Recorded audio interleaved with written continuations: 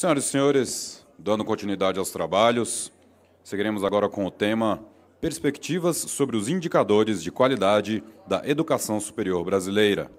Teremos novamente o professor Renato Augusto, coordenador-geral de controle de qualidade da educação superior da DAES, como moderador desta mesa.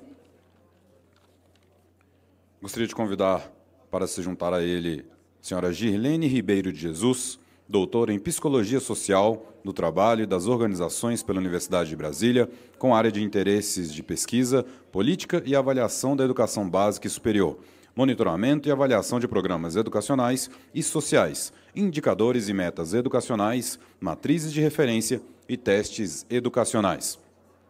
Convido também o senhor Robert Evan Verini, professor titular aposentado da Faculdade de Educação e professor permanente do Programa de Pós-Graduação em Educação da Universidade Federal da Bahia, professor cooperante da Universidade Nacional da Timor-Larosa e membro do Conselho Diretor da Comissão Fulbright do Brasil e da Comissão Editorial do CNPq. Foi pró-reitor de pós-graduação da UFBA, presidente da CONAIS e vice-presidente da Associação Brasileira de Avaliação Educacional. Convido também o senhor Paulo Antônio Gomes Cardim, presidente da CONAIS, Comissão Nacional de Avaliação da Educação Superior e membro da Comissão Executiva do Fórum das Entidades Representativas do Ensino Superior Particular, desde 2008, com vasta experiência em educação superior. Diretor-presidente da FEBASP, Associação Civil, entidade mantenedora do Centro Universitário Belas Artes de São Paulo, onde atualmente é o reitor. Tem a palavra o senhor Renato Augusto.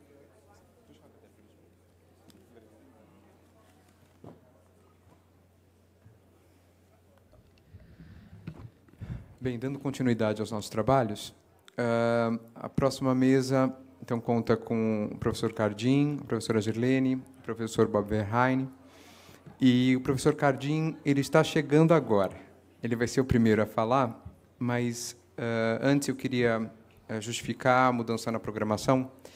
Estava prevista para essa mesa a fala do professor Francisco Losada, mas por questões de doença na família, ele não pôde estar presente na data de hoje.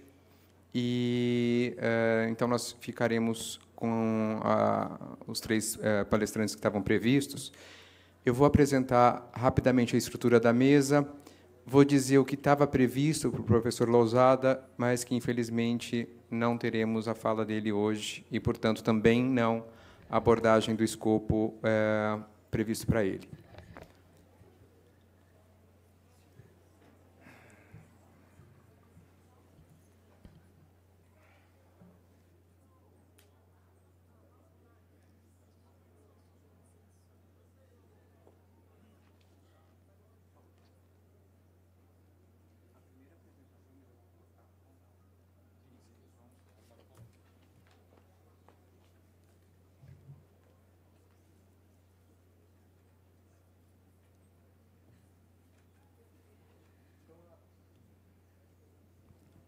A apresentação sobre a estrutura da mesa está pronta? Okay. Então, essa mesa ela tem por título Perspectivas sobre os indicadores de qualidade da educação superior brasileira. Então, a ideia dessa mesa não é discutir os indicadores que temos, mas quais são as possibilidades ou o que é necessário se atentar na construção de novos indicadores, ou da revisão do que temos. Bom, então, os temas previstos para serem abordados nessa mesa seriam indicadores de qualidade, meta-avaliação e uso dos seus resultados, validação de instrumentos e resultados para fins de indicadores, indicadores de desempenho de estudantes e indicadores de condições de oferta de cursos de graduação e atuação de instituições de educação superior. Então, esses seriam os quatro recortes sobre o tema que estavam previstos para a fala de hoje. Então, como objetivo, a gente tem obter subsídios para o processo de reflexão que está em andamento dentro do INEP, né? Se me permite, professor, quando nós estávamos conversando sobre o tema, o que se esperava da contribuição de cada participante da mesa, o professor Bob começou a fazer algumas perguntas, e aí, conforme eu fui responder, ele falou, bom, algumas coisas vocês já sabem. Eu falei, sim, mas o que nós queremos é mais subsídios, né? Então, nós já estamos no processo de reflexão, mas ouvir as perspectivas e como podemos encaminhar essas soluções é o que nós precisamos para fortalecer o nosso processo de reflexão. E, claro, não é só obter subsídios para reflexão, mas tentar encontrar caminhos para avançar os limites que nós expusemos ontem e na direção das possibilidades que também enxergamos. Então, cada membro da mesa ficaria com um recorte desse tema. Inicialmente, nós tínhamos uma fala de 15 minutos para cada participante, e, com a ausência do professor Lousada, eu vou abrir mais 5 a 10 minutos para a fala dos representantes que vão falar sobre as questões técnicas para a mudança do processo, professor. Se o senhor não se incomoda, professor Cardim? Tudo bem? Sem dúvida. Tá bem. Muito obrigado. Então, o professor Cardim fica com o tempo de 15 minutos para a fala, e o tempo adicional que nós daríamos seriam para as falas técnicas pertinentes à validação e instrumentos de avaliação, indicadores para desempenho de estudantes. As perguntas que forem coletadas ao longo das falas, se nós tivermos um tempo ao final do encontro de hoje, nós iniciaremos com as respostas, mas, caso não seja possível responder todas, nós vamos encaminhar aos palestrantes para que eles façam as respostas posteriormente, se eles não se incomodarem.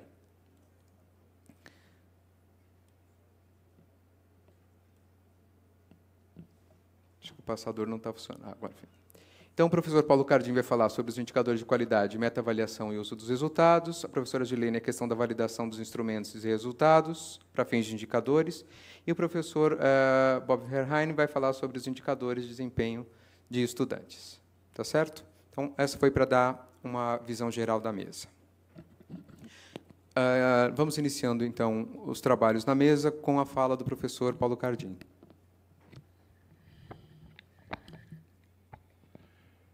Boa tarde a todos. Minha prezada presidente do INEP, professora Marina Esfini, professora Maria Ângela, responsável pela DAIS, Renato, que coordena essa mesa. Quem me antecedeu disse que foi o último a falar e tinha pouco a falar. Se ele tem pouco a falar, eu quase diria nada a falar. Mas, pelo contrário, muito a falar.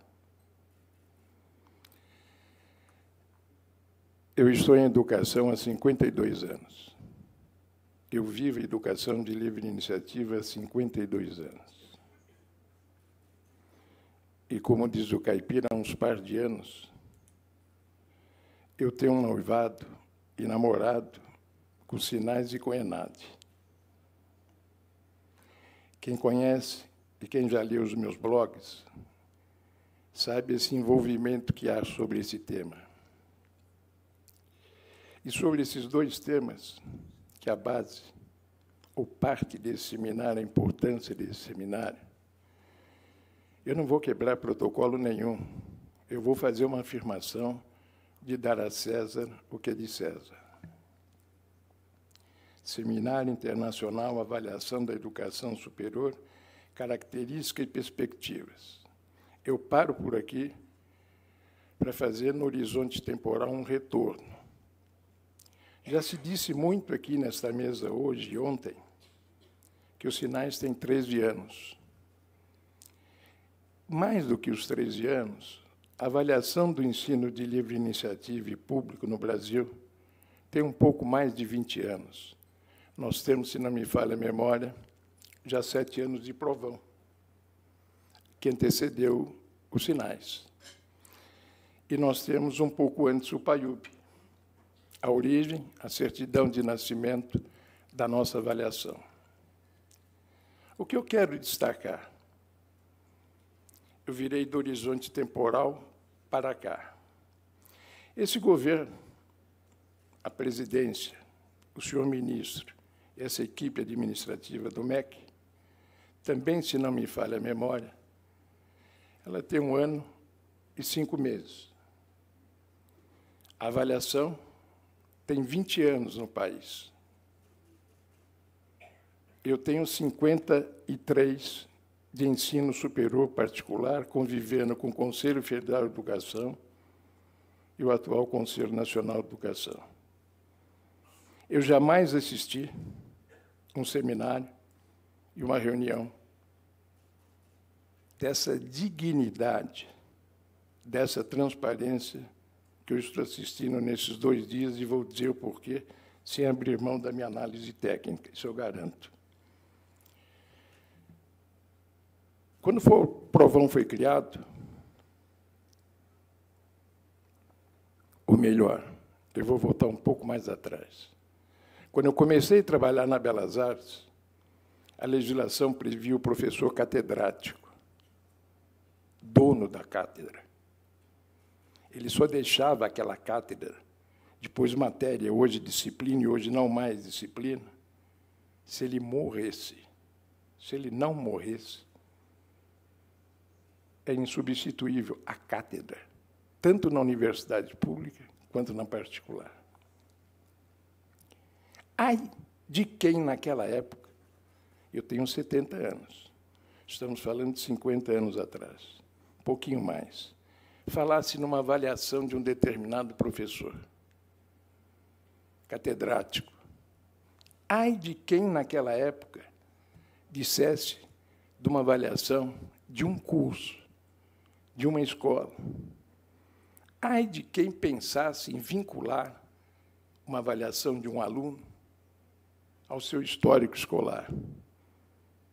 Seria guilhotinado, absolutamente guilhotinado. Pois bem, quando o Provão foi criado,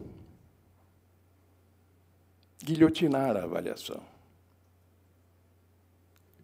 Só os alunos? Não. A comunidade e a própria sociedade foram levados, induzidos por imposição de uma mídia mal informada ou propositalmente mal conduzida.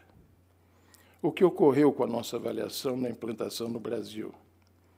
O PAIUB foi uma parte inicial de criação. Seu criador, seu mentor maior, já fez várias críticas na época da implantação. Mas o ministro Paulo Renato teve a coragem de implantar o Provão. Mas 2 momentos. O momento político, que, lamentavelmente, no nosso Brasil, nós temos 2 momentos que lhes são intangíveis, imprevisíveis e, lamentavelmente, prejudicam o país por uma defesa de uma ideologia, por uma postura ideológica. Então, a avaliação nasceu com uma pecha ideológica de que ela é desnecessária, primeiro, para aqueles que seriam avaliados, os alunos no Brasil. Estou falando só de 20 anos atrás. 20 anos em educação não é nada, absolutamente nada. Então, nós tivemos um governo, um presidente da República, um ministro da Educação e sua equipe técnica com muita coragem para implantar. Eu não falei impor o Provão, implantar. Submetido ao Congresso, não havia avaliação de aluno. Era chamado de SINAPS, depois que se transformou a medida provisória em SINAIS. Ora, os alunos foram envolvidos por todos os seus órgãos de direção, pelos seus professores, que estão todos os dias com eles em salas, pela própria família e pela própria comunidade, e não apoiar a avaliação. E nós tivemos o estigma do nascimento da avaliação, com que fizeram em várias universidades o boicote. Conseguir implantar a avaliação, se conseguiu. Foram 7 anos. Aquele governo, aquela política contrária ao Provão, assumiu e criou os sinais, depois de 7 anos. Só que o momento político totalmente diversificado, e nesses 20 anos, eu não estou falando para constar ou deixar de constar em histórico escolar, nós matamos o processo cultural da avaliação. Nós matamos o comprometimento moral. Não precisa estar no histórico. O envolvimento do aluno, porque ele presta uma prova, ele tem um desempenho auferido. Então, por uma razão absolutamente política, de uma oposição de um país, aquilo que seria a coisa mais normal, avaliar as instituições que vivem de uma avaliação, que vive uma escola, é permanentemente uma avaliadora. Nós tivemos 7 anos de uma luta ostensiva, permanente, contra essa avaliação chamada Provão. Mas, agora eu venho um pouquinho mais para frente. Há 2 anos atrás, momento político. Agora eu vou falar política de Estado, de governo. Há 2 anos atrás, o nosso governo, anterior a este, que está há 1 ano e 5 meses, depois de todas as críticas aos 13 anos, que ele recebeu, porque ele implantou os sinais, sucessor do Provão, ele quer tentar criar o INSAIS, momento de Estado e de competência e de condições financeiras, porque ele chegou à conclusão que o INEP, a CESU, a Secretaria Executiva, todos esses órgãos que hoje organizam o Conselho Nacional de Educação, e aí vem a segunda coragem absoluta do que está sendo realizado hoje. Eu não vi, nesses 20 anos, uma reunião igual a essa, com críticas abertas, na véspera de algo que já foi assumido anteriormente 1 ano e 5 meses. Nós temos que buscar sequências, temos que ser críticos, contundentes, mas temos que olhar o momento, o tempo político, o horizonte temporal, que se demora numa instituição pública e a diferença no serviço público, ou melhor, numa instituição particular, me perdoe. Eu aqui falo pela CONAS, Comissão Nacional de Avaliação do Ensino Superior, criada com a Lei dos Sinais. Senhores, abram o organograma do MEC. Organograma do MEC, da Comissão Nacional de Avaliação do Ensino Superior, criada por lei. Porque tudo que foi feito nesses 13 anos foram 2 decretos, portaria, republicação e, nos últimos dias, um 8754, e nunca levado em consideração a existência da CONAS. Mas nunca assisti, nos 20 anos, uma transparência da regulação está sendo discutida efetivamente com a avaliação, com seus principais responsáveis juntos, porque o que se viu anteriormente, tudo será dito, não, tudo será ouvido, nada será atendido. Foi o que se aconteceu numa pseudo-democracia que nós tivemos em relação à avaliação. E por que não houve envolvimento dos alunos, a opinião minha particular? Agora, não é nem do presidente da CONAS, simplesmente por uma dependência absoluta com os órgãos de representação dos alunos em nível federal, UNE, em nível estadual, UBS, e em nível municipal, NIBS. Esse não envolvimento é difícil envolver, imagine depois de 7 anos de crítica e de corresponsabilidade. Então, aqui fica a minha primeira sugestão, Renato, professora Marinês, professora Mariângela. O que vocês conseguiram fazer nesse 1 ano e 5 meses? E eu, na CONAS, sou um crítico, mas sempre disse, como digo na Belas Artes, se você não traz uma solução, faz parte do problema. A minha primeira proposta efetiva é que nós ouvimos aqui ontem e hoje, vamos vincular a responsabilidade do aluno no seu histórico. Eu vou tentar fazer a minha primeira sugestão como membro da CONAS agora. Já que nós não temos esse momento político nesse instante, o Brasil vai chegar, mas não há ainda, e nem financeiro, porque não precisaria se criar o INSAIS. Toda aquela verba que estava prevista para o INSAIS, bastaria deslocar e dar para os órgãos que estão nessa mesa. Bastaria. Nós cansamos de ouvir aqui, minha equipe tem 10, minha equipe tem 11, minha equipe tem 15 e consegue fazer o que vocês fizeram. Desculpe, é extraordinário. É fácil nós chegarmos e apontarmos para fazer isso, aquilo e etc. Mas foi feito. No final de hoje, nós temos uma parte do processo resolvido. O que era para melhorar a avaliação? Nós tínhamos que eliminar 2 decretos que descumpriram uma lei, a lei dos sinais. 2 decretos. Simplesmente existe uma lei dos sinais, a CONAS não precisa existir, não consta nem no organograma do MEC. Não existe a CONAS, Comissão Nacional de Avaliação de Ensino Superior. E não existiu. Eu digo isso porque eu lutei muito para chegar à CONAS, cheguei como representante e hoje sou seu presidente. E posso dizer com a maior tranquilidade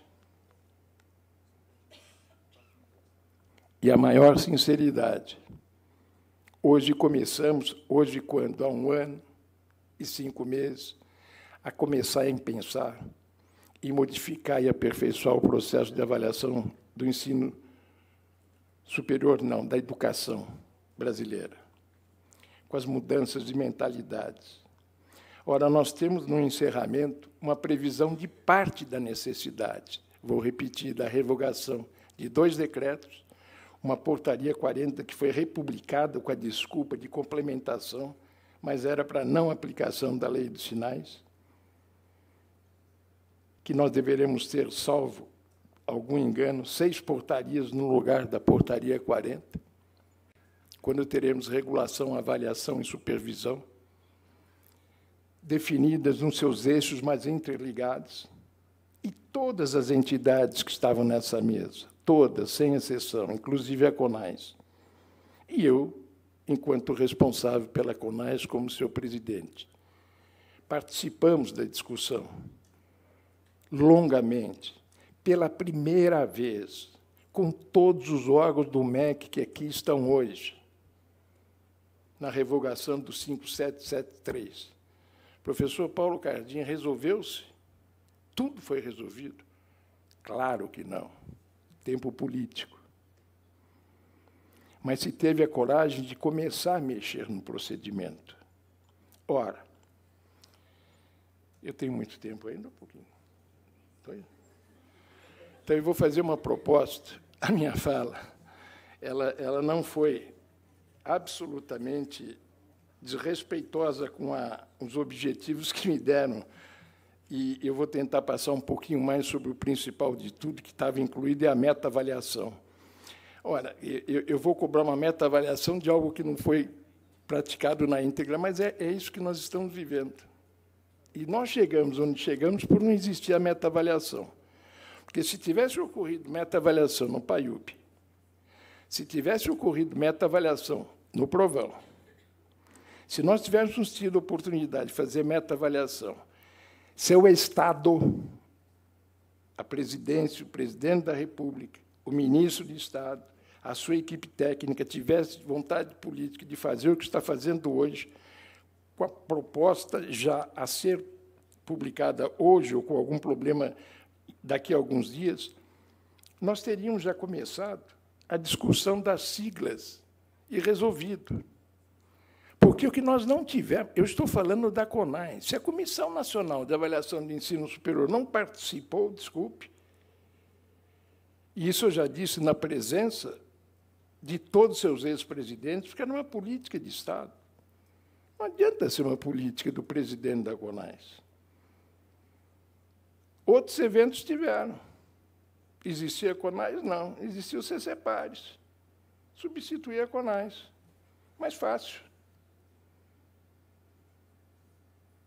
Quando nós tomamos posse como presidente da CONAI, eu pedi uma audiência específica e exclusiva à nossa secretária executiva, à nossa presidente do INEP, ao secretário das séries, que aqui esteve, o professor Sartori, e o professor Baroni, secretário da CESU. E fiz, olhando nos olhos dos quatro, uma pergunta. Eu assumi a presidência da CONAI. O governo, em que o professor Mendonça, ministro, assume, tem interesse em mudar esse entulho que está colocado sobre a avaliação? É de interesse a revogação? A CONAI é para valer ou não é para valer? Eu ouvi dos quatro. É para valer. E aqui estou eu hoje, dando um testemunho aos senhores daquilo que, pela primeira vez, em 20 anos de avaliação, eu posso dizer, é para valer. Ora, quando eu recebo, e as ações correspondem às afirmações e às falas, eu lamento, mas eu deixaria à disposição as 8 ou 10, não, 14 folhinhas à disposição para os senhores terem um contato todo, porque eu achei que seria muito importante fazer esse tipo de afirmação, até porque parte do que eu já disse consta com algumas modificações, e eu tenho um segundo pedido a fazer à nossa presidente agora, diretamente. Também difícil. Na primeira redação do Enem, que o engraçadinho chegou lá e foi fazer a redação do Enem, a professora Marinês, ele escreveu lá, o Palmeiras ganhou 2-0, o Palmeiras... No dia seguinte, o que ocorreu? Enem. Futebolisticamente falando, quem ganhou naquela ocasião... E eu sou São Paulino e vou dizer uma outra coisa. Guardadas as proporções, eu chegar para a equipe da DAES, eu sou técnico do São Paulo, eu sou São Paulino de coração. Eu entrar no vestiário do São Paulo, por meus jogadores sentados, e dizer, senhores, eu espero que os senhores ganhem esse jogo, o próximo e o seguinte. E mais, eu quero ver o meu time na Libertadores da América. Eu sou um louco. Eu não dei estrutura para eles. Eu, como presidente de São Paulo, tenho que chegar para os meus jogadores e dizer assim, pelo amor de Deus, não me deixe ir para o rebaixamento. Eu não dou estrutura a vocês para que vocês possam fugir do rebaixamento. Nós vemos aqui e assistimos todo dia no Tempo MEC a falta de estrutura, tanto é os ensaios que eu disse. Então, o que nos dá uma perspectiva de mudança, de novos horizontes? A discussão aberta, o contraditório, combate e rebate, e possibilidade de todos os atores presentes. Que isso será fundamental para que a nossa avaliação, e aqui eu encerro a minha fala, na expectativa absoluta de que nós avançamos muito nesse hoje, dia 31, que é o Dia das Bruxas, e que nós vamos ter pela frente, em termos de avaliação, mais gostosuras do que travessuras. Muito obrigado.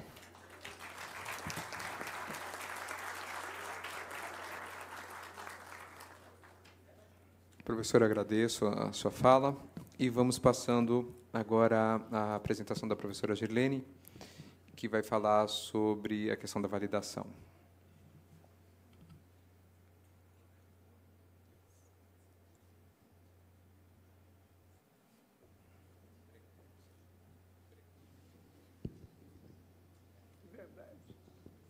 Bom, boa tarde a todos. Inicialmente, gostaria de agradecer ao honroso convite para fazer parte desse seminário, dessa mesa redonda, a professora Marinês, presidente do INEP, a professora Mariângela, também ao Renato. E eu vou falar um pouco sobre a questão da validade dos indicadores e das medidas educacionais. Então, como professora da área de educação e psicometrista ao mesmo tempo, eu tento conciliar as duas coisas dentro de uma faculdade de educação, né? A questão da medida, especialmente da medida quantitativa em educação. Então, vou começar um pouco falando aí, situando sobre a questão da validade, conceituando a importância, recomendações e considerações. Eu considero muito importante. Quando o Renato me convidou para compor essa mesa, ele já conhecia um pouco desse discurso sobre validade. Nós estivemos lá na BAV, né, na última reunião da BAV. Também já estive no INEP falando um pouco sobre esse tema e faço parte de uma comissão do INEP de psicometria, também tratando sobre a questão da validade e outros temas correlatos. Então, vejo também, assim como a fala de outros colegas que me antecederam, essa grande oportunidade do INEP de estar revendo, reconstruindo e vendo maneiras de melhorar, de aprimorar os seus processos. Então, eu vejo como um momento de crescimento e crescermos juntos. Então, eu, como professora de uma instituição federal de educação superior, instituição pública, também faço parte desse grande desafio, né, de melhorar nossas medidas. Então, assim, o discurso todo aqui a ser feito não é no sentido da crítica pela crítica, mas a crítica para melhorar, né, para termos melhores medidas educacionais para o nosso país. E eu começo falando de uma experiência que eu tive esse ano. No mês de abril, eu estava em São Paulo com alguns coordenadores de curso de educação superior, e o coordenador, e discutindo sobre os sinais e sobre o CPC, e um dos coordenadores era da área de engenharia civil. Engenharia civil, o último relatório disponível, a última avaliação, havia sido feita em 2014. E ele falou assim: professor, em 2014, das 27 questões objetivas, do componente específico, das 27, 9 foram anuladas. Você acha que essa prova ainda continua boa? Você sabe o que ele estava me questionando? Sobre validade, né? Ele não sabia que ele estava me perguntando sobre a validade da prova, mas ele estava me questionando sobre a validade. Num outro contexto, também com professores de educação básica, eles haviam feito uma prova da Secretaria de Educação, e algumas questões elas não estavam convergentes com o que continha lá na matriz de conteúdos. E eles falaram, e tinha questões que não tinham nada a ver com os conteúdos expostos lá, que seriam os supostamente cobrados na prova. Você acha que essa prova ela continua avaliando o que ela se propõe? Você acha que essa prova é boa? Você acha que essa prova presta? O que eles estavam questionando? A validade, né? Hoje, pela manhã, o professor Thomas ele fez algumas perguntas e me chamaram a atenção duas perguntas específicas. Uma delas algumas perguntas que a OCDE tem para nós, como brasileiros, né? Será que uma prova tão curta ela tem capacidade de fornecer scores válidos? Será que tem validade essa prova? Será que uma prova tão curta ela é confiável? As pessoas confiam nessa prova? Nós temos aí 30 questões no componente específico e 10 questões no componente de informação geral. Sendo que, das 30 do componente específico, 3 são discursivas e 27 objetivas, né? Será que essas questões, será que essa prova ela é capaz de ter o peso, o valor que ela possui para avaliação e, consequentemente, também regulação da educação superior? Será que ela é válida o suficiente? Quais relatórios de validade dessas provas nós temos? Que evidências de validade nós temos sobre essas provas? Então, vou tentar tratar um pouco sobre esses temas aqui ao longo desses 15 minutos. Tá? Vou tentar cumprir direitinho aqui. Então, as medidas quantitativas, elas desempenham um papel fundamental no desenvolvimento e implementação de políticas públicas, porque elas servem para o político, elas servem para aqueles que implementam, que monitoram, né, as políticas públicas, elas servem como sinalizadores.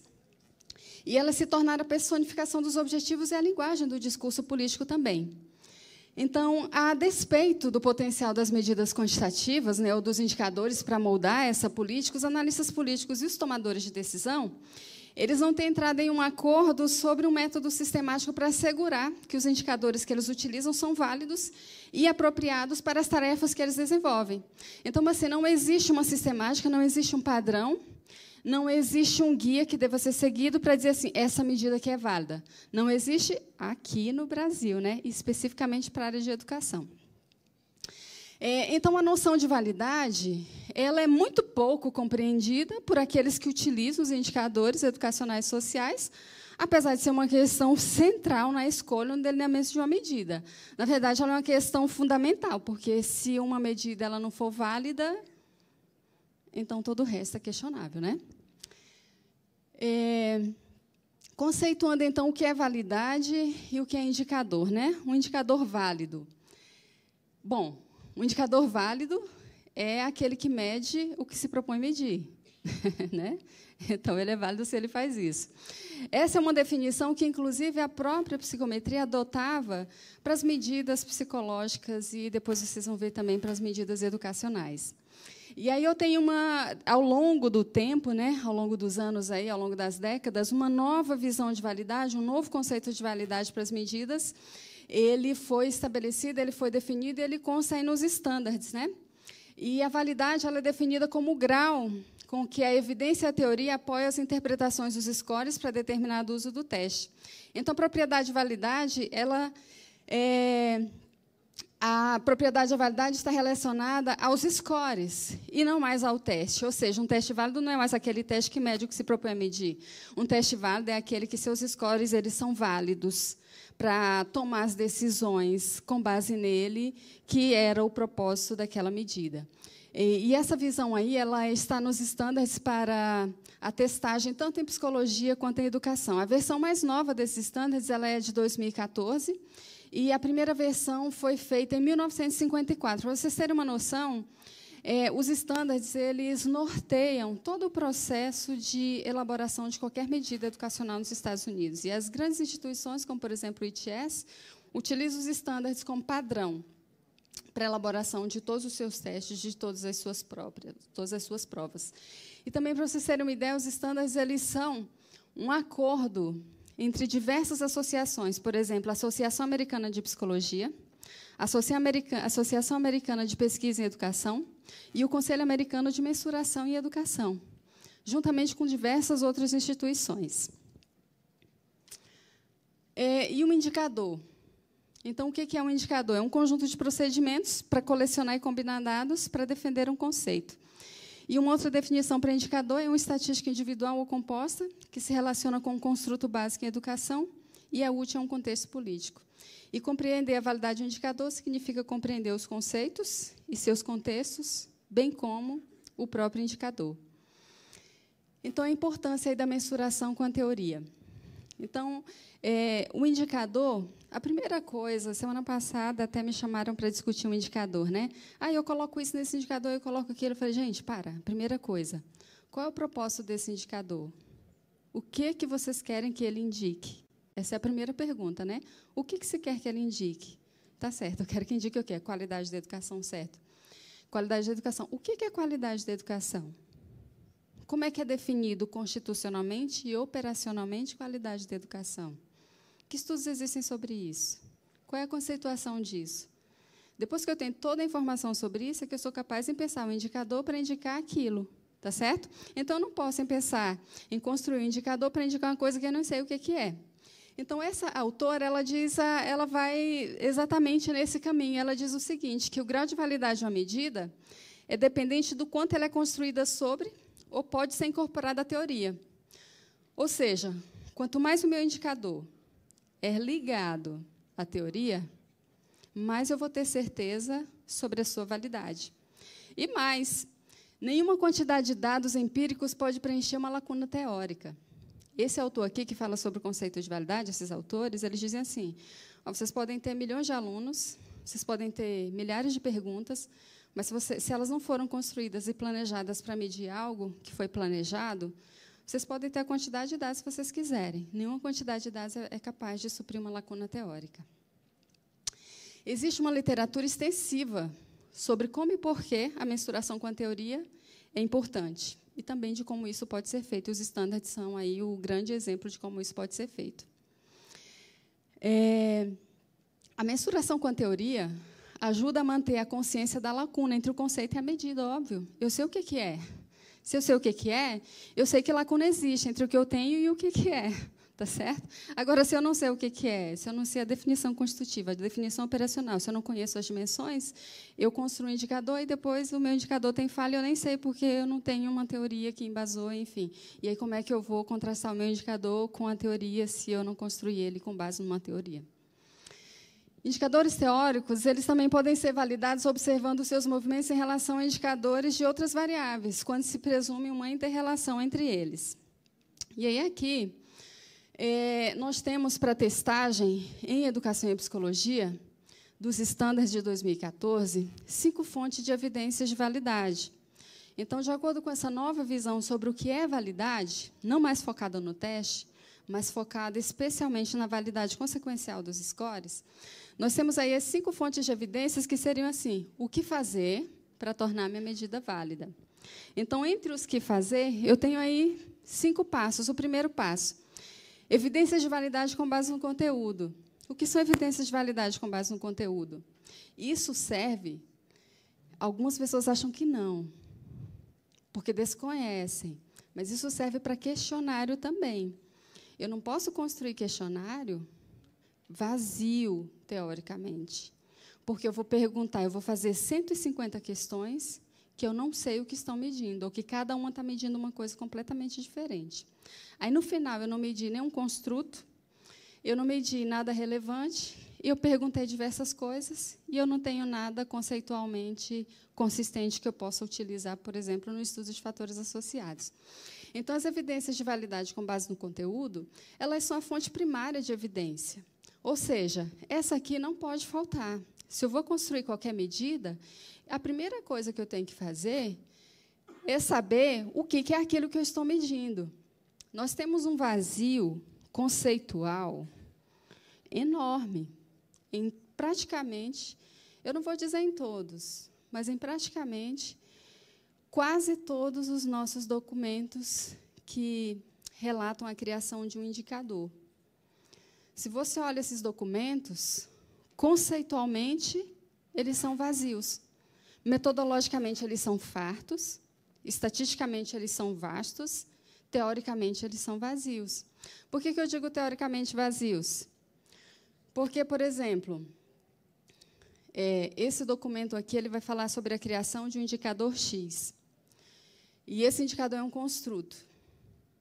E aí, esse documento oficial pode falar assim, esse construto, esse conceito é isso. Não existe qualquer referência para aquilo. Quem está dando aquela conceituação é quem está escrevendo a nota técnica. Ou está escrevendo aquele documento específico. E aí, em seguida, vem uma série de procedimentos metodológicos e uma série de estatísticas muito bem construídas, muito bem elaboradas e consistentes para fazer análise daquele indicador, mas, conceitualmente, vazios. Então, eu não sei qual a definição constitutiva, qual a definição operacional, eu não sei se aquele construto tem dimensões. E, por exemplo, no caso dos indicadores, esse indicador é composto por, sei lá, 5, 6, 7, 8 medidas de qualidade, por exemplo, o CPC. E cada uma das medidas de qualidade que tem no indicador tem um peso diferente. Certamente, isso não foi retirado do acaso. Tem um embasamento teórico, mas qual é? Está publicizado nos documentos oficiais? Qual é a base para eu atribuir 20% para determinado componente, 35% para outro, 5% para outro, 2,5% para outro? Que estudo me deu base para eu atribuir esses pesos? Eu tenho uma referência? E outra coisa, qual a conceituação desse indicador? Conceitualmente, o que ele é? O que ele quer dizer? Se eu sei o que ele é, o que ele quer dizer, e eu sei quais variáveis eu coloquei ali para medir, eu sei qual é a lacuna teórica que eu tenho e que eu não consegui cobrir, certo? Agora, se eu não sei, se eu não tenho um conceito, se eu não tenho, teoricamente, se eu não tenho teóricos me segurando naquele indicador, pode dar a impressão de que ele foi feito ou de forma arbitrária, que certamente, né, não foi, ou então sem embasamento teórico, que certamente não foi. Mas os documentos oficiais, os documentos em que indicadores e medidas são publicizadas, essas informações elas precisam estar lá explicitadas e claras. Eu preciso saber quais são as dimensões da qualidade. E eu preciso saber de onde vieram esses pesos. E eu preciso saber os estudos de monitoramento desse indicador. Existem estudos de monitoramento desse indicador? Ele permanece estável? Ele precisa ser atualizado? Precisa. Ele precisa ser contextualizado? Precisa também, é isso que diz a teoria. Então, as evidências de validade com base no conteúdo são a fonte primária de evidência. Isso não pode faltar. Então, teoria, nenhum indicador, nenhuma medida educacional pode ser teoricamente vazia. Ela sempre tem que estar calçada, sempre tem que estar embasada. A segunda, evidências de validade com base no processo de resposta. Isso é muito utilizado em testes educacionais e testes psicológicos também, que é levantar dados sobre os processos mentais, a forma como as pessoas, o processo mental que as pessoas levaram para responder aquelas opções. Isso é que o PISA já utilizou muito no seu laboratório de cognição, esse tipo de iniciativa, né? Evidências de validade com base na estrutura interna. Essa é a que nós mais fazemos, que é rodar análise fatorial, fidedignidade, teoria de resposta ao item, e aí vem uma série de procedimentos estatísticos para evidenciar a validade com base na estrutura interna. Mas, vejam, ela é somente uma fonte de evidência de validade. E uma só fonte ela não pode segurar uma medida que deveria ter pelo menos 3 fontes de evidência de validade, né? A quarta, evidências com base nas relações com outras variáveis, né? Levantar dados sobre os padrões de correlação entre os scores na medida e outras variáveis que se espera que aquela medida esteja correlacionada. E evidências com base nas consequências da testagem. Tenho 3 minutos.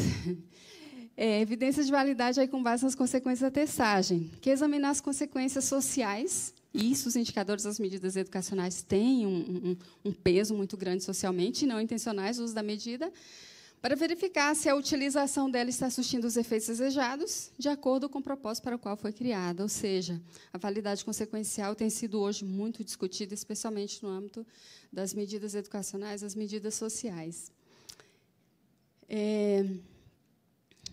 Como recomendações, quem elabora indicadores, né, deve testar os movimentos do indicador com outros indicadores do mesmo fenômeno, ou de fenômenos cujo movimento tem uma relação preditiva com o indicador em estudo, fornecer ao usuário do indicador, por exemplo, quem faz a política pública, ou quem planeja, né, ou quem acompanha, alguma ideia de como esse indicador pode ser testado ao longo do tempo, com o que pode ser comparado e qual a expectativa se pode ter para o seu comportamento. E também se esse indicador é válido ou não, que é outro vazio muito grande aqui no nosso país. Não sei se algum de vocês já conseguiu encontrar algum relatório de validade das nossas medidas educacionais. Eu não consegui ainda. O que eu consigo encontrar são relatórios que falam sobre a estrutura interna. Mas, vocês veem, a estrutura interna é uma só das fontes de evidência de validade. Mas, se eu não cuidei da primeira fonte, que é evidência de validade com base no conteúdo, então eu posso ter aí 9 questões sendo eliminadas de 27 questões. E aí eu posso continuar dizendo que essa medida é válida?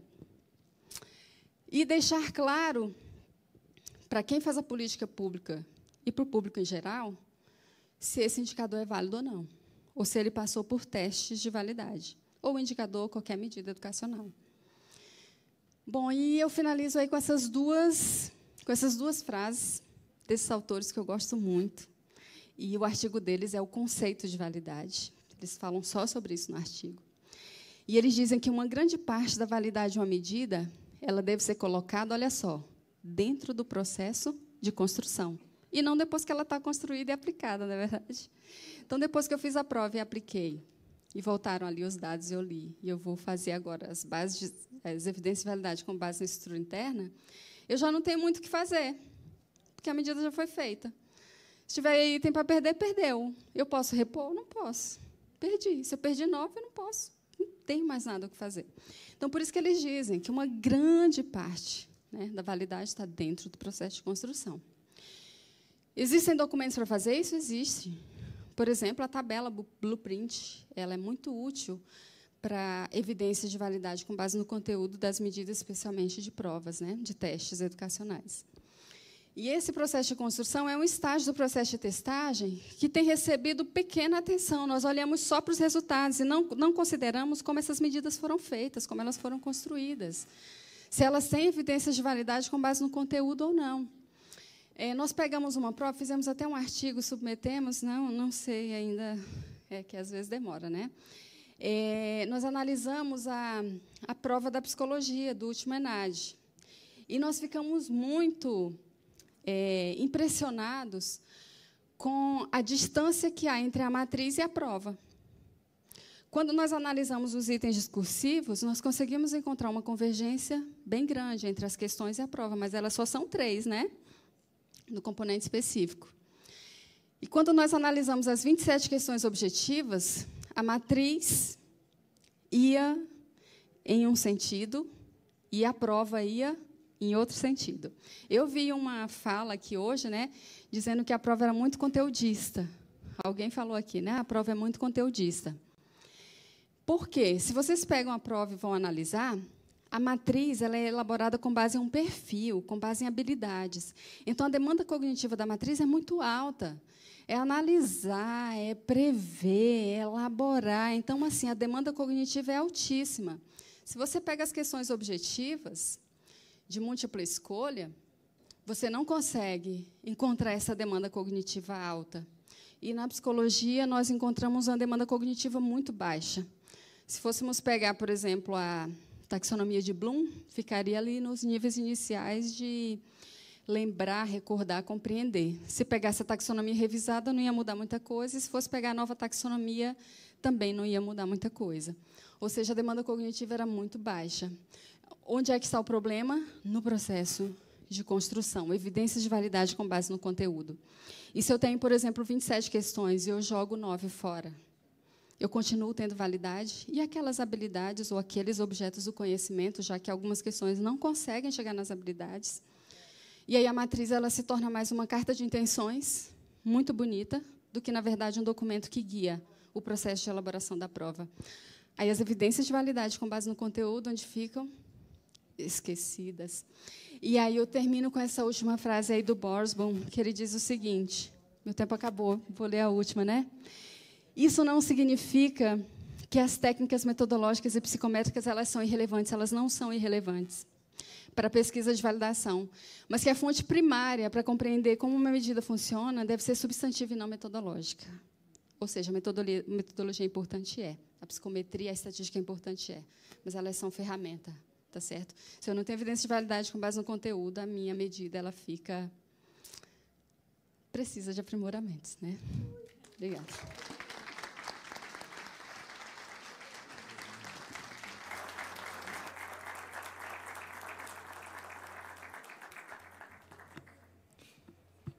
Quero agradecer a fala da professora Girlene.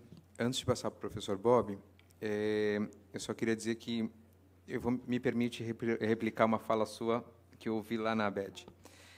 A professora Girlene disse o seguinte, eu olhava só para os resultados. Então, eu esperava saírem os resultados publicados, eu trabalhava nos resultados, esmiuçava os resultados, fazia testes, virava de cabeça para baixo, tudo quanto era lado. Mas eu nunca me preocupei em saber como é que essa coleta acontecia. Eu nunca me preocupei em olhar para o instrumento para falar sobre esses resultados. Quando ela disse isso, eu que estou na equipe de indicadores 2014, eu falei,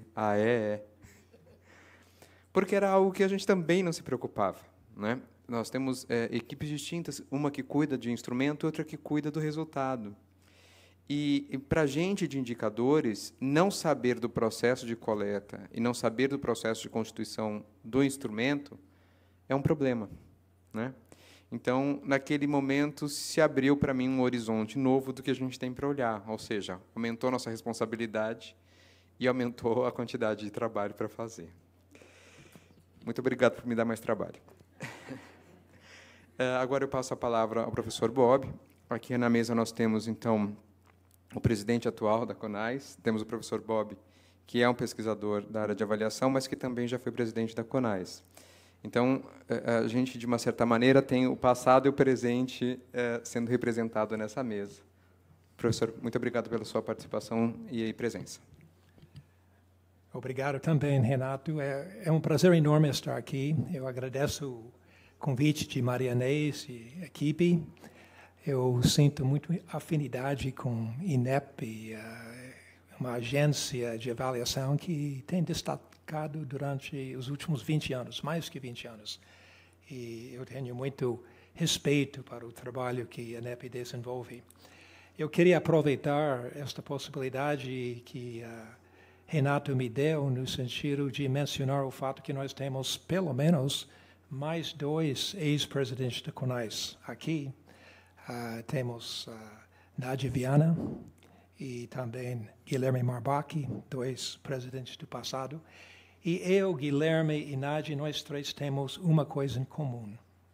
Todos nós somos baianos.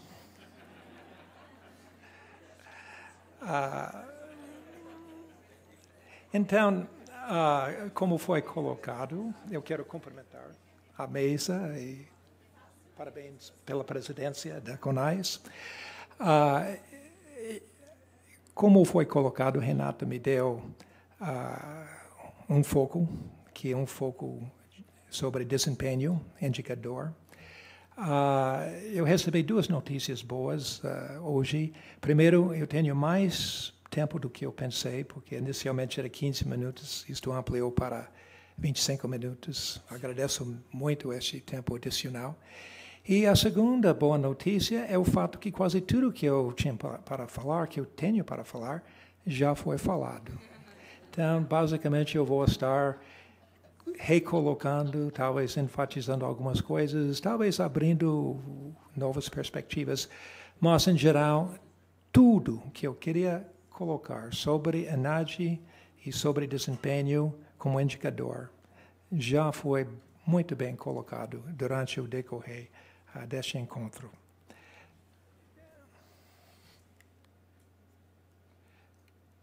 Dando um título para a minha fala, baseado em conversas que eu tinha com o Renato antes de vir para cá, eu estou chamando esta fala de desempenho estudantil como indicador, implicações da experiência internacional para o aperfeiçoamento do ENADE. De certa forma, é uma fala que complementa muito o que Thomas colocou para a gente hoje pela manhã, porque também ele ofereceu uma visão internacional sobre a questão, uma visão bastante aprofundada. Mas eu acho que minha fala tem uma coisa diferente. De certa forma, está abordando a questão de uma forma contrária.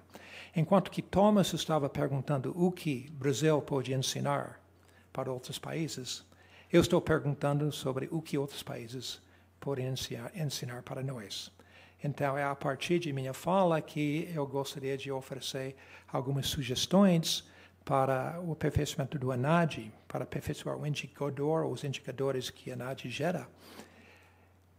E essas sugestões são sugestões que a gente já ouviu. Mas o que tem diferente é que todas as sugestões que eu vou colocar são sugestões baseadas na experiência internacional. Em outras palavras, existem exemplos concretos dessas sugestões sendo implementadas e implica que, pelo menos, são sugestões viáveis. No contexto internacional, nós temos limitações de lei, de burocracia e N outras limitações, mas essas sugestões são sugestões que outros países têm adotadas e também são viáveis aqui no contexto brasileiro. Então, minha fala vai começar falando sobre alguns conceitos e definições que a gente não precisa gastar muito tempo com isto. Eu vou falar sobre 4 experiências. Tem muitas experiências. Tomás mencionou que tem experiências no nível internacional, nacional, também no nível subnacional. Mas eu escolhi 4 para focalizar pelas lições que essas experiências têm, pelo fato que eles são muito destacadas na literatura sobre o assunto e são geralmente experiências bem conceituadas em termos de validade e confiabilidade. Eu vou fazer essas recomendações, como eu mencionei, e eu vou mencionar alguma coisa sobre possíveis possibilidades de colaboração internacional. Eu acho que uma das questões fundamentais que a NAD tem que enfrentar é sua compatibilidade. Nós temos problemas de compatibilidade entre aplicações. No decorrer do tempo, a gente tem problemas de compatibilidade. A gente tem problemas de compatibilidade entre áreas de conhecimento. E a gente tem problemas de compatibilidade no contexto internacional. E esta compatibilidade no contexto internacional me parece uma meta bastante importante para prosseguir, para seguir no futuro.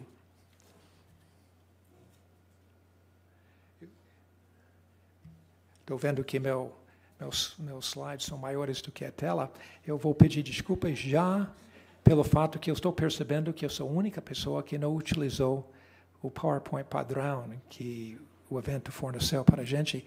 Eu tenho que confessar, para ser honesto com vocês, é que eu, como pessoa velha, que não tem esse domínio de novas técnicas, eu pego meus velhos PowerPoints, eu mudo as palavras, eu mudo as frases, mas para eu recomeçar com outro PowerPoint que eu nunca vi antes, era além de minhas competências, e é por isso que eu não utilizei o PowerPoint, que é um PowerPoint muito bonito, que a INEP forneceu. Então, a primeira distinção para enfatizar é essa diferença entre desempenho e aprendizagem. Nós temos que entender, primeiro, o desempenho como indicador de aprendizagem. Nós sabemos que a aprendizagem é o elemento central de o que nós estamos buscando com nossa educação superior. Eu acho que até a palavra aprendizagem recebe muito pouca atenção no contexto brasileiro entre nós avaliadores. Se você vê aquele livro que fala sobre a concepção dos sinais, de 189 páginas, você vai ver que a palavra aprendizagem aparece 10 vezes em 189 páginas. Não aparece nas dimensões que devem ser avaliadas na avaliação institucional, não aparece na lei dos sinais. A gente fala muito sobre aspectos que têm a ver com funcionamento, políticas, insumos, e a gente não fala suficientemente sobre a aprendizagem, nem quando a gente fala sobre desempenho, a gente tem uma tendência de não entender claramente que nós estamos buscando, em cima de tudo, alguma medida de aprendizagem. Agora, a aprendizagem acontece no decorrer do tempo. A aprendizagem é mudança no decorrer do tempo de comportamento a partir de a interação com o ambiente. E, evidentemente, o ambiente que nos interessa é o ambiente da educação superior. Para captar mudança, nós temos que pegar desempenhos em pelo menos 2 momentos. É melhor ainda pegar em diversos momentos. Ou ainda nós podemos pegar através de técnicas de valor agregado, em que a gente está calculando um valor estimado e comparando isto com o valor observado. Mas o que a gente está buscando é uma dinâmica que acontece no decorrer do tempo. O desempenho é um retrato de demonstração de um conjunto de aprendizagens em um momento no tempo. E é importante entender essa distinção entre desempenho e aprendizagem.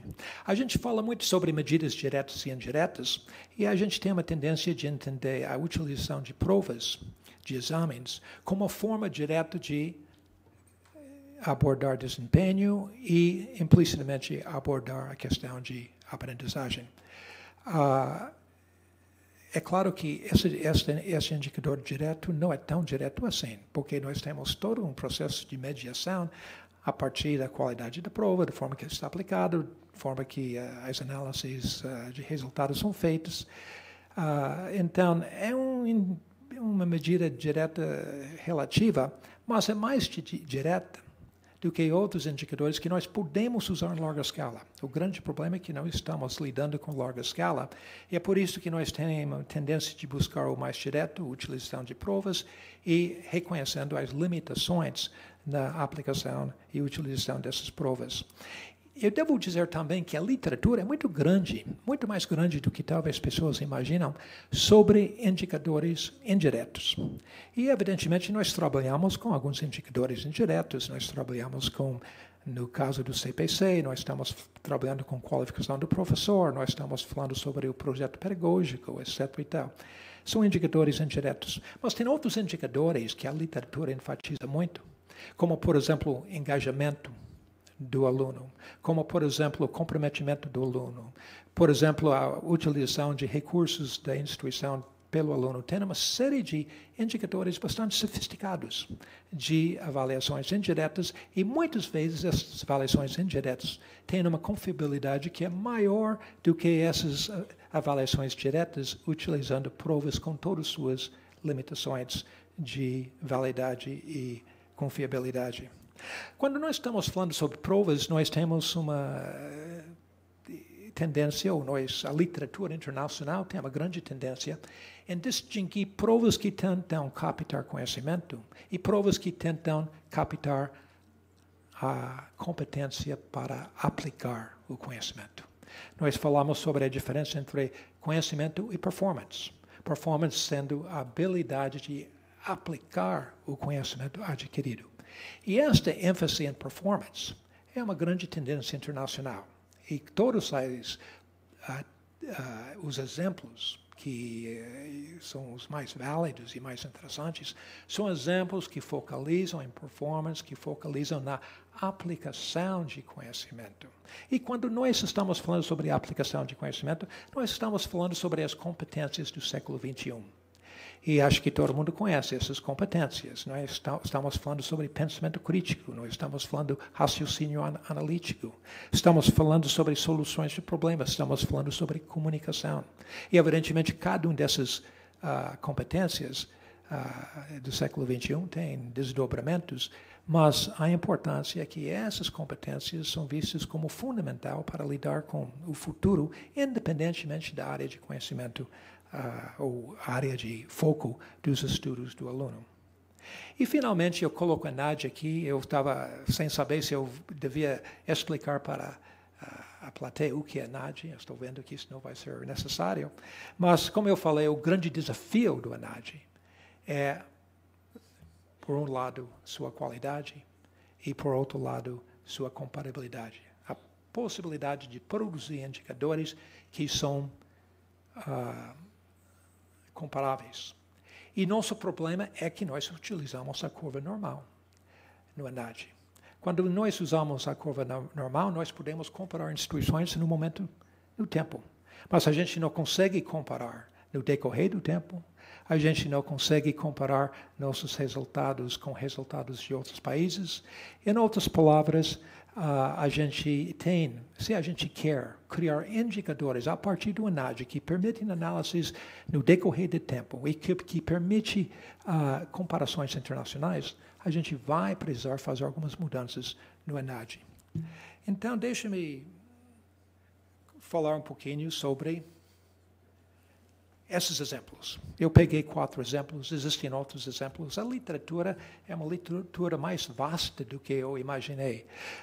Evidentemente, tem uma literatura maior ainda sobre a educação básica, sobre a educação superior é menor, mas ainda é grande. Eu devo dizer também que Thomas, que está aqui, eu sei que ele está ouvindo, tem 2 coisas que ele não enfatizou. Ele estava dando as razões pela qual os países na OECD não estão utilizando provas como o Brasil está utilizando. Ele deu uma série de explicações e razões, mas tem 2 razões que ele não falou. Primeiro, uma grande parte da literatura argumenta que esse tipo de procedimento, tentar captar a aprendizagem através de captar desempenho, através da utilização de provas, não é uma forma adequada de captar a realidade de educação superior.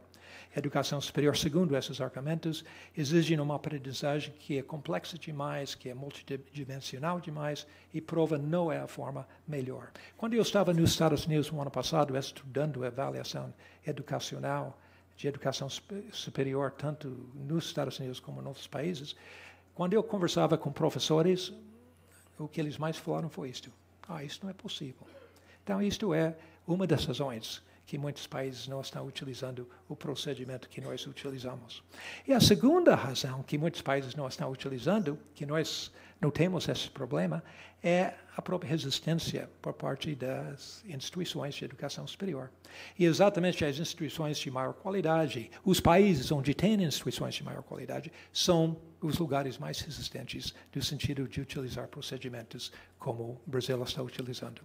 Mas pegando nossos exemplos concretos, eu tenho quatro exemplos ali, eu gosto de abordar rapidamente cada um.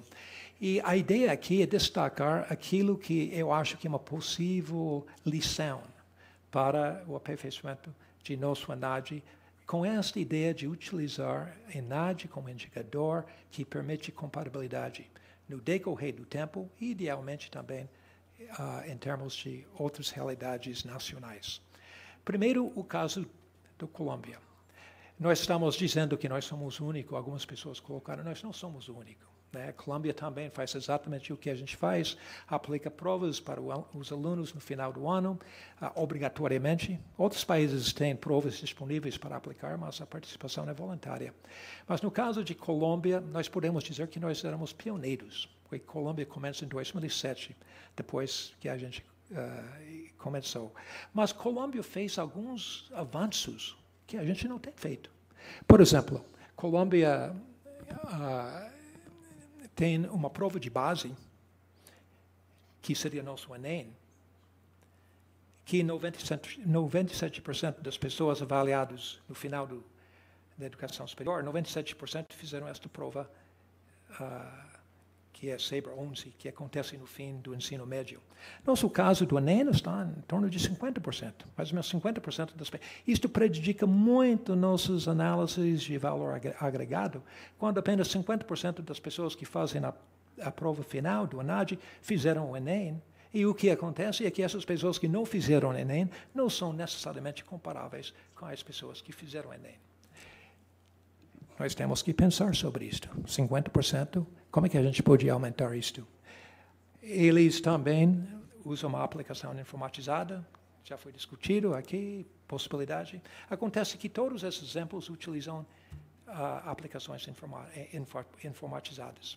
Nós somos um pouco assim, aquém da tendência, no sentido que a gente não tem esse tipo de aplicação. Eles dão mais ênfase na sua prova em termos de número de itens, nos itens de conhecimento geral do que ou competência geral, do que nos itens que tratam de competências específicas de área. Eles também utilizam referenciamento pelo critério.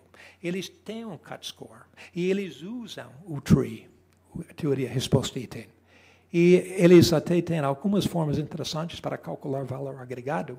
Eles usam a técnica do vizinho mais próximo. Em outras palavras, seu valor agregado é comparado com instituições que são mais parecidas com sua instituição, utilizando análise de cluster para identificar essas instituições. Então, Colômbia tem alguns avanços que acho que são algo que são significativos para a gente. Então, já o tempo está passando. Ele me disse que eu tenho 10 minutos, né? 3 minutos. Tenho 3? 3 minutos. Sobrando? Sobrando. Oh, isso. meu Deus. Pode usar tudo. Ok, então, gente, eu teria tanta coisa para colocar para vocês. Eu apenas vou ler rapidamente nesses 3 minutos que faltando. Heighten é uma prova desenvolvida nos Estados Unidos pela ETS. Heighten é interessante porque focaliza apenas nas competências gerais, mas focaliza de uma forma bastante aprofundada. Mostra quanto nossos 10 itens não dão conta disto, porque eles estão utilizando 218 itens para chegar até captar a questão de competência do século XXI. Também utiliza TRI, utiliza valor agregado e é modular. Eles pegam 5 grandes áreas de competências gerais e dentro dessas 5 áreas eles têm uma modalidade que você pode ou não precisa fazer. E é desenvolvido tanto para o indivíduo como para a instituição.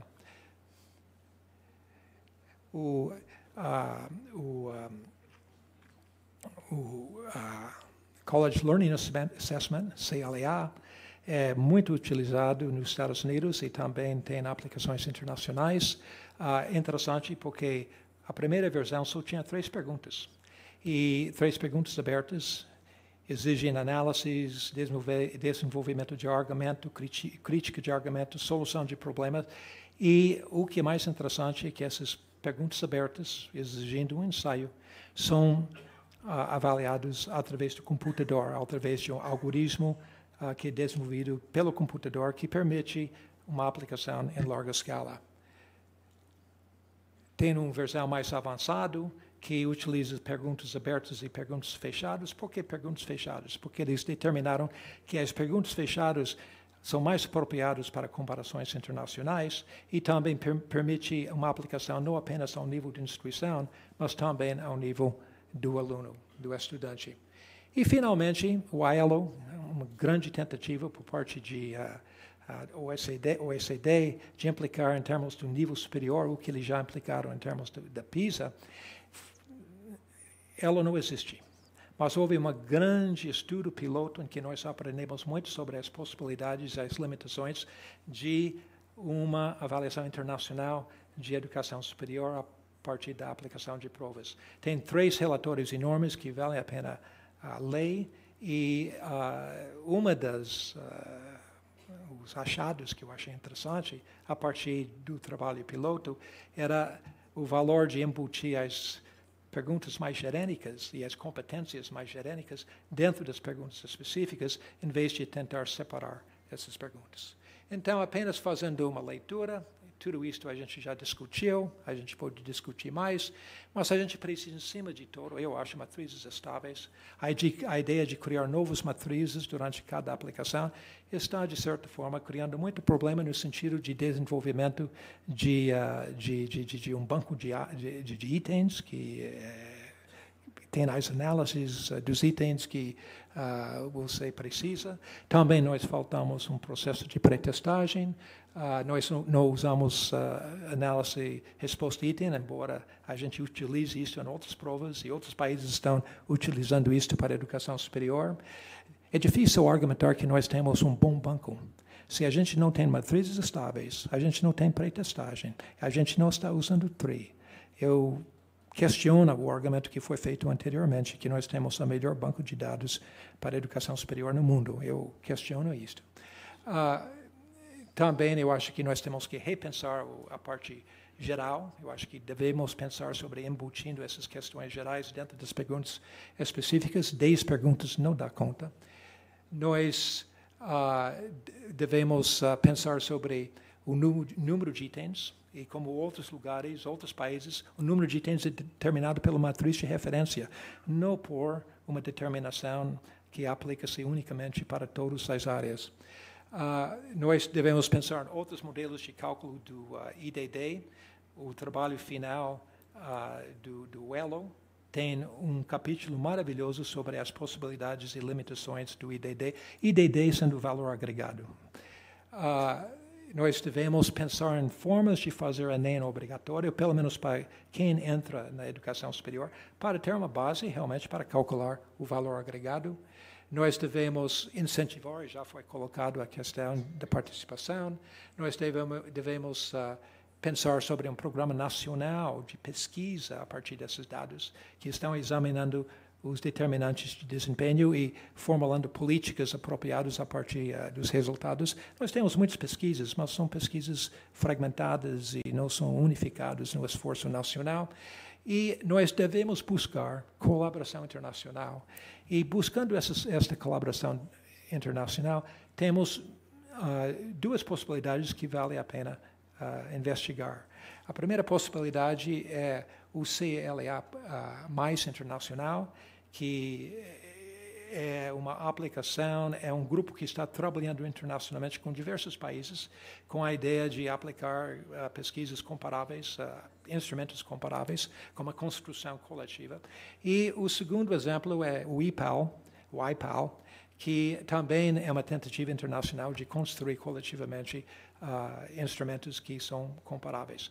No caso do IPAL, nós teríamos mais autonomia de utilizar nossos próprios itens, enquanto no caso de CLA+, dizem que os itens que são desenvolvidos não pertencem ao país, mas que pertencem à própria organização que está responsável. Mas acho que essas duas forças internacionais valem a pena, porque é desta forma que a gente pode construir instrumentos não apenas melhor para o Brasil, mas melhor no sentido de servir como base de comparação com outros países. Muito obrigado.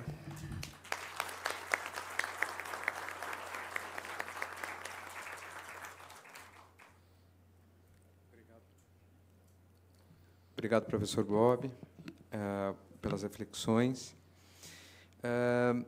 Dado o adiantado da hora, eu vou fazer duas ponderações bem rápidas e vamos seguindo adiante. Primeira questão. Quando foi apontado a importância de utilizarmos indicadores mais claros e objetivos, essa é a ideia da cesta de indicadores, que ela seja uma cesta com vários indicadores e não uma cesta com indicadores compostos, né? Então, a ideia é simplificar isso. Em relação ao monitoramento dos indicadores e compreender melhor o contexto da educação superior para poder para avançarmos na direção da proposição de novos indicadores, nós estamos pensando em como operacionalizar pesquisas de interesse do INEP para monitoramento, né? Então, são alguns desafios que nós vamos ter de vencer, porque, tecnicamente, no âmbito do INEP, nós não conseguimos fazer o tanto de pesquisa que seria necessário para acompanhar o desenvolvimento, a validade dos... o monitoramento, efetivamente, dos indicadores. Então, existem alguns desafios de operacionalização daquilo que é necessário para garantir a qualidade desses indicadores e o momento correto da revisão, os subsídios para a proposição de novos indicadores, mas nós estamos pensando em como superar isso utilizando a rede de pesquisa que nós temos no país, né? Mas é algo que a gente precisa estruturar a proposta e avançar nessa direção. Então, eu gostaria novamente de agradecer a participação dos membros da mesa, sei do desafio com esse enorme tempo que eu disponibilizei a todos, e que é difícil preparar tanta coisa para esse tempo enorme. Mas esse espaço, na verdade, é para mostrarmos algumas luzes e, sobretudo, para nós, do INEP, começarmos a olhar e discutir até com esses pesquisadores o que é necessário ser feito ou o que é possível ser feito na direção de um trabalho técnico de melhor qualidade do que a gente tem feito. Eu agradeço a todos e muito obrigado.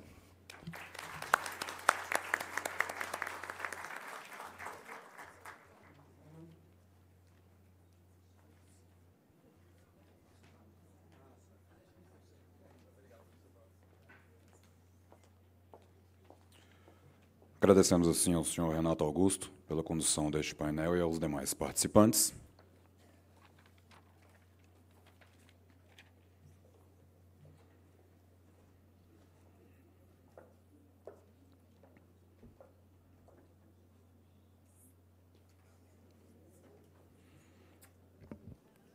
Senhoras e senhores, antes de compormos a mesa de encerramento deste seminário, gostaríamos de apresentar um agradecimento especial ao PNUD, promotor parceiro deste evento. Convidamos, portanto, para o encerramento a professora Maria Inês Fini, presidente do INEP, acompanhada da professora Maria Ângela Abrão, diretora de Avaliação de Educação Superior do INEP.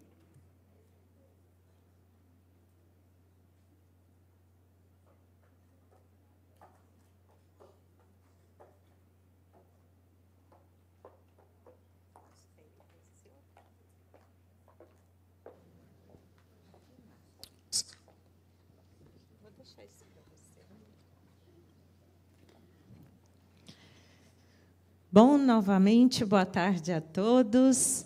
Eu gostaria de convidar ao palco os coordenadores da ADAIS, professora Sueli Macedo, professor Renato Santos e professora Aline Andrade.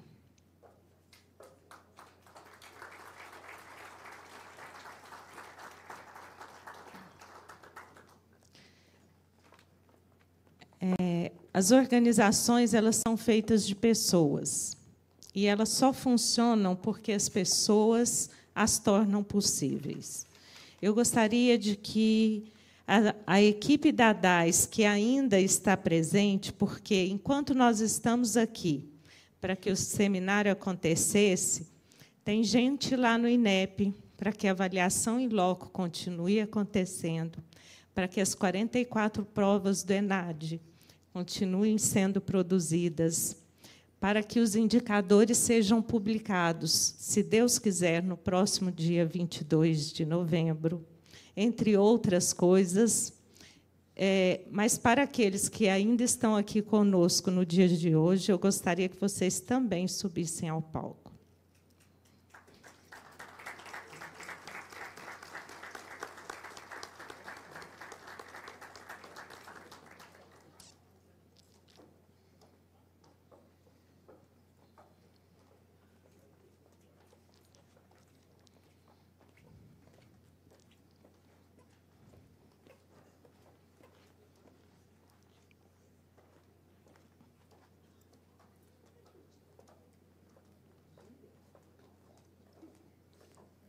Eita, só gente linda, ó. Uau! Olha os sapatos, hein? Não esqueçam, não, tá? É marca registrada DAIS, olha o sapato. Desculpa, professora. Segundo a Fernanda, diz que para ser da DAIS tem que ter esse grau de loucura, entendeu?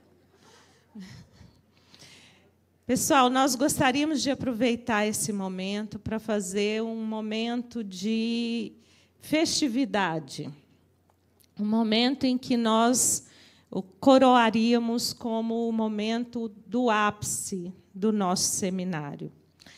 O momento em que nós mostraríamos que nós estivemos aqui durante esses 2 dias completamente abertos à reflexão, completamente dispostos a expor as nossas mazelas, a expor os pontos negativos e positivos do nosso trabalho, mas também a apresentar os passos grandiosos que demos, as duras penas e aquilo que foi possível com o apoio de tantos, interno e externos ao INEP.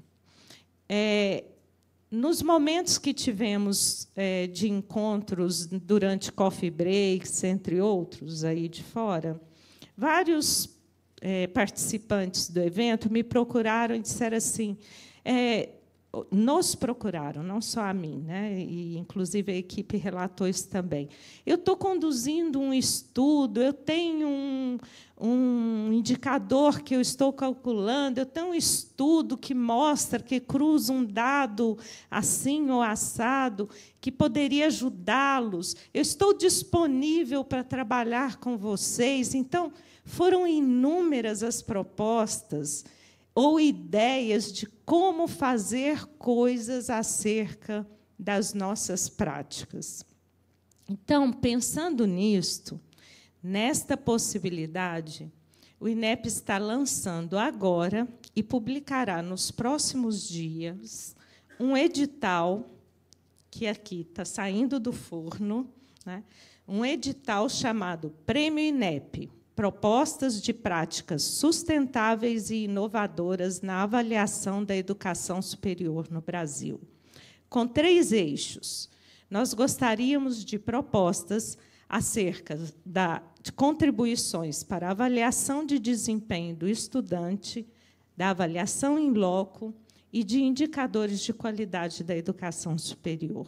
Então, aguardem, nos próximos dias, as regras do edital que estarão disponíveis no site do INEP.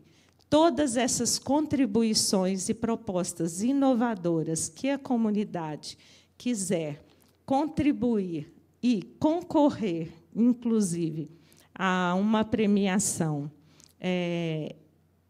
junto conosco na inovação desse trabalho, neste momento, como diretora da DAIS, ao lado da presidente do INEP, de toda a equipe, oficialmente nós estamos lançando, então, o Prêmio INEP Propostas de Práticas Sustentáveis e Inovadoras na Avaliação da Educação Superior no Brasil.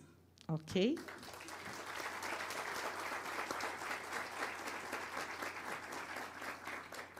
Bom, e para encerrar este evento, para o qual nós nos empenhamos tanto, eu quero, mais uma vez, cumprimentar essa equipe maravilhosa que tanto se empenhou para transformar esses 2 dias num dia de sucesso, em dias de sucesso. E quero dizer aos senhores que muito me alegrava ouvir as sugestões e as análises críticas de todas as nossas práticas feitas pelos nossos convidados.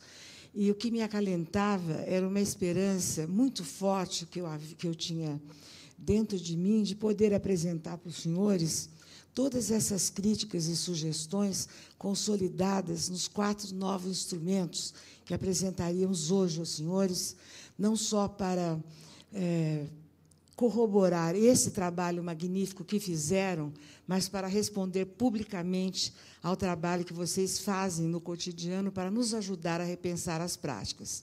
Infelizmente, eu não vou poder divulgá-los a vocês, eles estão todos aqui, um mais bonito que o outro, editado aí pelo INEP, um instrumento de avaliação institucional externa e externa, interna e externa, presencial e à distância, para o recredenciamento e transformação de organização acadêmica, para presencial e à distância, para o credenciamento, avaliação de cursos presencial e à distância, para o reconhecimento e renovação de conhecimento, e também para a avaliação dos cursos de graduação, presencial e à distância, para autorização.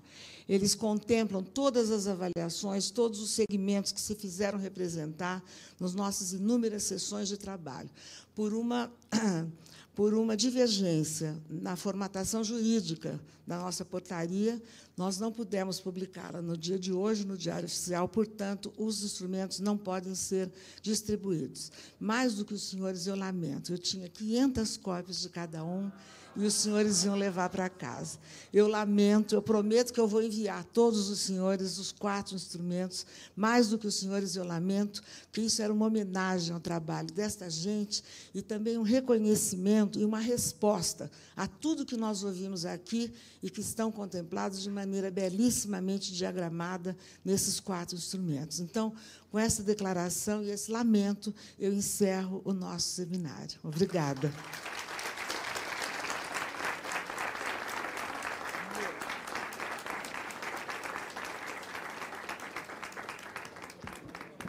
Senhoras e senhores, por gentileza, aqueles que ainda estão com os aparelhos, com os fones de tradução simultânea, não esqueçam de devolvê-los e pegarem seus documentos. Desejamos um excelente retorno aos seus lares. Muito obrigado a todos. E o Seminário Internacional que integra as comemorações dos 80 anos do INEP está encerrado.